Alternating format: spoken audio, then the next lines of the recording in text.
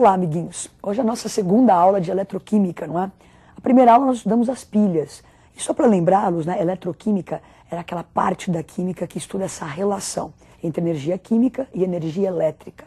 Então a pilha ela é aquela energia química se convertendo em energia elétrica, um processo espontâneo.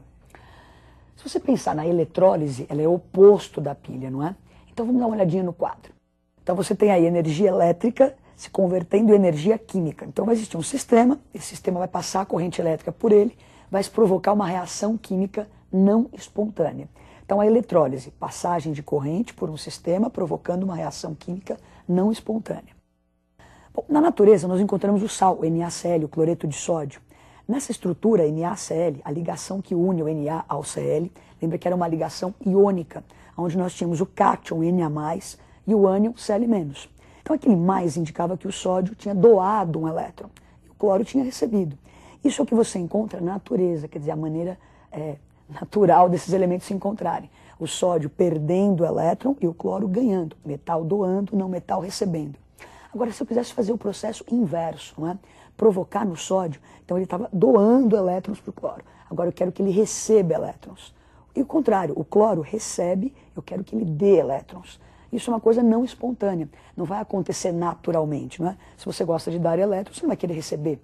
Então, o que a gente tem que fazer para que isso aconteça? Forçar essa situação através da passagem de corrente.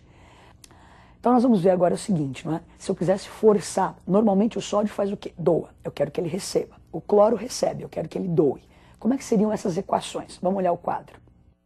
Processos não espontâneos, onde eu iria provocar a descarga desses íons. Então o sódio, na natureza, eu encontro ele Na+. Eu ia forçar ele a receber um elétron e a voltar a ser o sódio zero. Então, olha, processo não espontâneo. O Cl-, ele gosta de receber, tanto que ele está negativo. Eu iria forçar ele a doar 2 elétrons e a formar o gás cloro. Então, processos não espontâneos, onde aconteceria uma descarga desses íons. Bom, então a eletrólise é justamente isso. Nós vamos tentar pegar um sistema, passar a corrente elétrica por esse sistema e provocar essas descargas que nós vimos como exemplo, não é? Então, para você lembrar bem, o que é eletrólise, o que nós vamos fazer durante a eletrólise? Dá uma olhadinha no quadro. Então, quero fazer uma eletrólise. Alguém pediu para você no vestibular, vamos fazer eletrólise de tal coisa. Você lembra, eletrólise é um processo não espontâneo, onde a passagem de corrente elétrica provoca a descarga de íons. Esse é o seu objetivo. Falou em eletrólise, você pensa nisso aí. Bom, tem que passar a corrente, provocar a descarga de íons. Agora, o importante então é que esse sistema que vai estar sujeito à eletrólise, ele tem que passar, tem que ser condutor de corrente elétrica. Então o sistema, para conduzir a corrente elétrica, eu preciso ter íons nesse sistema. Da onde podem vir esses íons, não é? Então vamos dar uma olhadinha lá. Então, para que haja eletrólise, o sistema conduzindo a corrente elétrica precisa ter íons livres. Eu posso obter esses íons livres pela fusão de substâncias iônicas, pela dissociação ou ionização de substâncias em meio aquoso. Então, eu preciso de íons pela fusão ou pela dissociação ou ionização.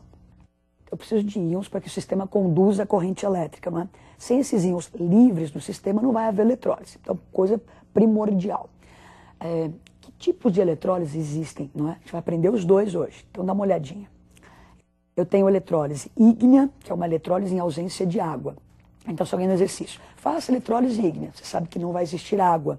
E tem eletrólise em meio aquoso, nós vamos fazer os dois exemplos, você vê que a água pode interferir durante a eletrólise.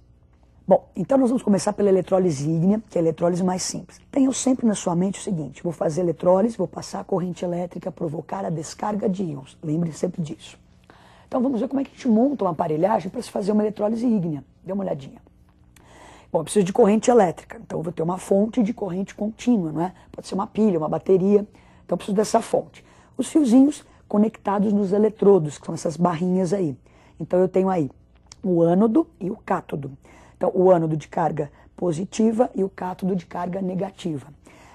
Como é uma eletrólise ígnea, é uma eletrólise sem água. Então normalmente você pega um material e vai fundir esse material. Então eu tenho um potinho aí, se você ver, tem uns aquecedores, não é? Para que haja a fusão do material. Então dentro dessa cuba vai existir um material, ele vai passar pela fusão e a corrente elétrica então vai atravessar o sistema e provocar a reação de descarga dos íons que estão no sistema. Nós vamos fazer o exemplo na eletrólise do NaCl, do cloreto de sódio, então eletrólise ígnea. Então, vou pegar o cloreto de sódio, que é um sólido, para que esses íons que estão presos no cristal se soltem, eu preciso fundir o material. Essa eletrólise ígnea nós vamos fazer do cloreto de sódio. Então, nós vamos obter sódio e cloro. Também na indústria, o alumínio é obtido através de eletrólise ígnea. O alumínio é um elemento superabundante, não é? Por que ele custa tão caro? Porque essa obtenção ela é cara, não é?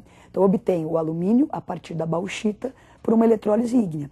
Mas o nosso exemplo então é do cloreto de sódio. Vamos imaginar então as reações que acontecem no processo. Dê uma olhadinha no quadro e observem as reações. Então a primeira coisa, nós temos o NaCl sólido, ele não ia conduzir a corrente elétrica dessa forma.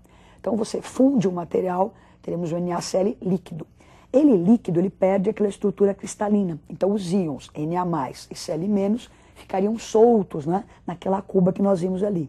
Bom, se você ligar o gerador, vai começar a passar a corrente e vai provocar as reações não espontâneas de descarga dos íons.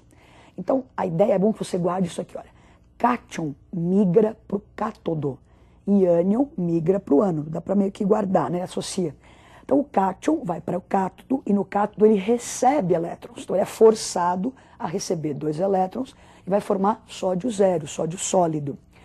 No ânodo, então o Cl- migra para o ânodo, dando elétrons, né, perdendo, oxidando, perdendo 2 elétrons e formando o gás cloro.